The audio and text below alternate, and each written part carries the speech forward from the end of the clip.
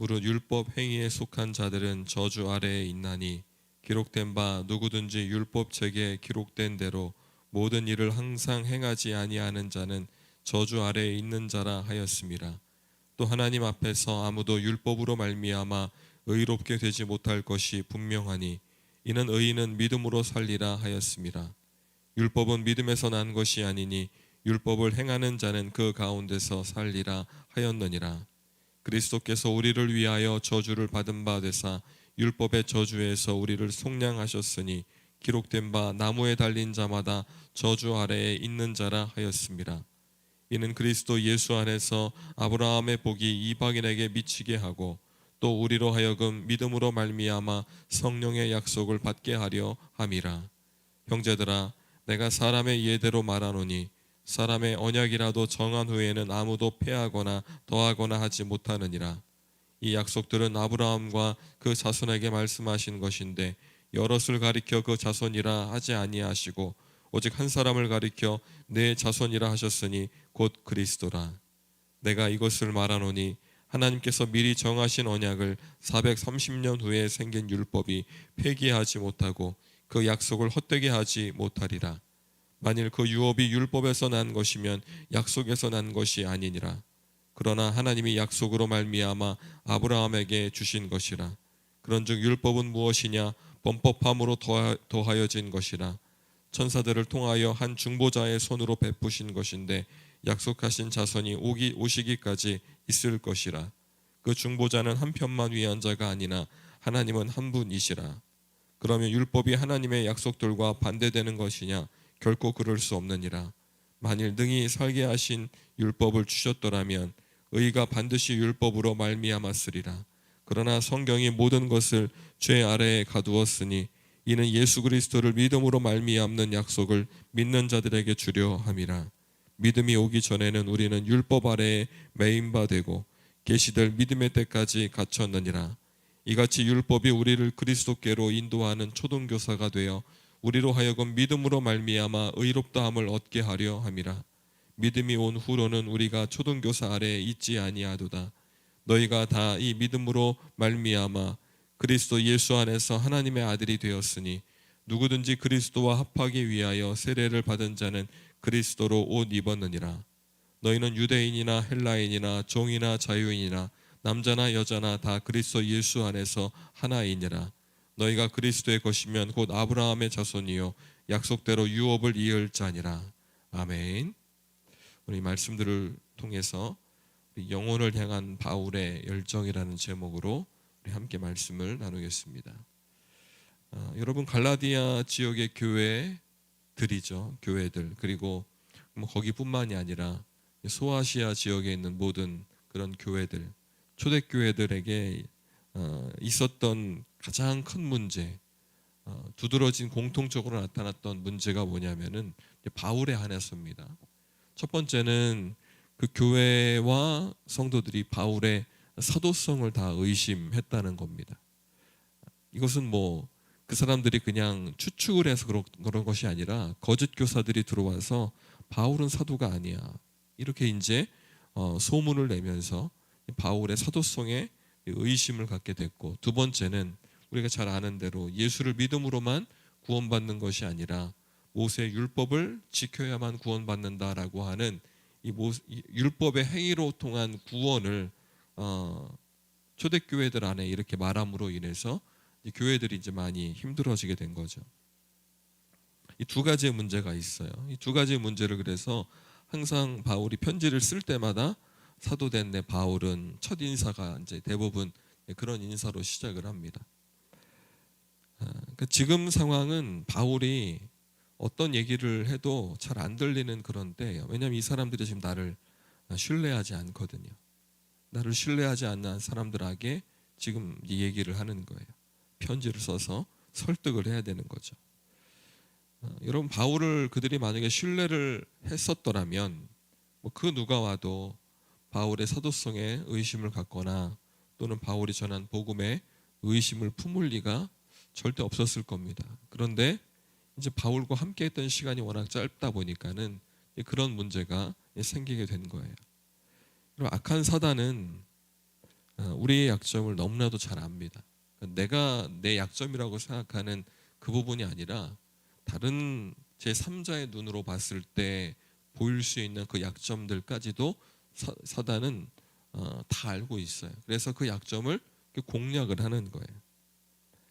여러분 12명의 사도가 있었죠. 예수님의 12제자들. 거기서 이제 가룟 유다 빠지고 마띠아가 들어가고 12명의 사도가 딱 됐습니다. 그런데 사도 바울이 13번째 사도가 되잖아요. 사도라고 하는 것은 예수님과 동고동락하면서 예수님의 삶과 그리고 죽음 그리고 부활 이것들을 함께하고 목격한 사람들이 이제 사도인데, 바울은 거기서 결격이 되죠. 예수님과 함께 동고동락하지 않았잖아요. 예수님의 부활을 보지도 않았잖아요. 그는 예수님을 만나긴 했지만은 그 다른 제자들이 있었던 부활의 현장에 사도 바울이 있지는 않았거든요. 이것이 계속해서 바울의 사도성을 의심케 하는 꼬리표처럼 거짓 교사들이 그걸 계속해서 이용을 합니다. 그럼에도 불구하고 오늘 바울이 흔들리는 이 갈라디아 교회와 성도들을 포기하지 않고 설득합니다. 아마 저였으면은 제가 지금까지 이제 목회했던 경험에 의해서 아마 포기했을 것 같아요. 왜냐하면은 안 들리거든요. 들리지 않고. 근데 오늘 바울은 흔들리지 않고 끝까지 포기하지 않고 설득을 계속해서 해 나가요. 오늘 또 말씀 우리가 갈라디아서를 보지만 우리 어제 말씀 가운데서 이 설득하는 과정 속에서 그들의 잘못된 것을 엄하게 꾸짖기까지 합니다. 나를 바라보는 시선이 바뀐 그들인데 이 설득하는 게 이게 보통 어려운 게 아니거든요. 그럼에도 불구하고 멈추지 않고 해요. 물러서지 않고 늘 하던 것처럼 조금 더 이렇게 뒤로 밀리지 않고, 그 마음으로 오늘 말씀을 오늘 이제 전하고 있는 거예요. 그래서 오늘 내용들을 그런 배경 가운데서 들으면은 우리가 더 정확하게 볼 수 있습니다. 우리 10절을 보시면은 율법 행위에 속한 자들은 저주 아래에 있다. 이게 자주 나오는 말이죠. 이 말이 무슨 의미일까요? 율법 행위에 속한 자들은 저주 아래에 있다. 이거 모르면 안 되죠, 그렇죠? 율법을 지키지 못하면은 유대인들한테는 뭐예요? 죄예요. 죄의 결과는 뭐예요? 사망입니다. 그러니까 지금 율법의 행위로 구원받는다라고 하는 모든 사람들은 결국은 율법을 지키지 못할 때, 아주 작은 율법이라도 지키지 못할 때 어떻게 되는 거예요? 사망으로 연결이 되는 거예요. 그런데 바울이 뭐라고 하냐면 11절에서 아무도 율법을 지켜서 의롭게 될 수 없다. 이 하박국 선지자의 말을 인용해가지고 구약을 인용해서 얘기하잖아요. 의인은 믿음으로 말미암아 살리라. 믿음 외에 다른 것으로 구원받는 길은 없다. 율법의 행위로 구원받을 수 없다라고 구약에 선언된 말씀을 인용해서 다시 선포합니다. 그러니까 율법을 완벽하게 지킬 수 있는 사람이 아무도 없잖아요. 그런데 하나님이 율법을 주실 때는 그 율법을 지키라고 준 겁니까? 아니면 지키지 말라고 준 거예요? 지키라고 준 거잖아요. 근데 못 지켜요. 이 모순이에요. 그래서 13절에 예수 그리스도께서 이 땅에 오셔서 우리 대신에 율법의 요구를 다 이루어 주신 거죠. 율법의 저주 아래에 있는 우리들을 끄집어내시고 우리 대신에 율법의 저주 아래에 들어가신 거예요. 나 대신에 죽으신 거예요. 17절을 보면은 하나님께서 미리 정하신 언약을 430년 후에 생긴 율법이 폐기하지 못한다. 이런 말이 나와요. 이게 지금 무슨 의미를 갖고 있을까요? 하나님께서 미리 정하신 언약이 뭐예요? 우리 어제 말씀 가운데 나왔잖아요. 아브라함의 예를 들면서 하나님과 아브라함 사이에 맺었던 언약. 그 이후로 430년이 지난 다음에 누가 와요? 모세가 이 땅에 있어서 하나님께서 모세와 언약을 맺으시잖아요. 아브라함의 언약이 430년이나 앞에 있었어요. 근데 그 이제 오늘 말씀 가운데 보면은 사람과 사람 사이 언약을 맺을 때도 이거를 이제 언약을 맺는 순간 중간에 수정하거나 폐기하거나 못한다라고 하잖아요. 하나님께서 아브라함과 맺으신 언약을 430년 뒤에 모세와 맺으면서 그 언약의 내용이 바뀌는가? 아니라는 얘기예요. 아브라함과 맺은 언약이 뭐예요? 어제 우리 말씀드렸잖아요. 하나님의 말씀을 믿음으로 말미암아 의롭게 되는, 하나님을 믿음으로 말미암아 의롭게 되는, 할례를 받아서가 아니라 아직도 태어나지도 않은 430년 후에 모세의 율법을 끄집어 와서 지켜서 그렇게 되는 것이 아니라 하나님을 믿음으로 말미암아 의롭게 되는 거예요. 다시 말해서 하나님께서 미리 정하신 언약이 뭐냐? 아브라함의 언약과 모세의 율법과 이 모든 것들을 다 종합해 보면은 오직 예수를 믿음으로 말미암아 구원을 얻는다라고 하는 그 내용을 지금 얘기하고 있는 거예요. 굉장히 오늘 바울이 너무너무 공들여서 얘기를 하고 있어요. 알기 쉽게. 23절에 믿음이 오기 전에 우리는 율법 아래에 매인 바 되었지만, 믿음이 오기 전이 무슨 얘기예요? 25절에 믿음이 온 후로는 모두 믿음으로 말미암아 하나님의 아들이 돼요. 믿음이라는 게 뭐예요? 예수님의 십자가와 부활. 왜 바울이 이렇게 공들여서 복음을 변증하고 있는 걸까? 여러분, 그 이유를 우리가, 바울의 마음을 우리가 좀 들여다볼 필요가 있어요. 왜 바울이 이렇게까지 나를 향해서 마음이 이렇게 막 시들어진 사람들, 내 말을 안 들으려고 하는 사람들, 이 사람들을 향해서 왜 이렇게 공들여서 포기하지 않고 이렇게까지 복음을 전하는 걸까?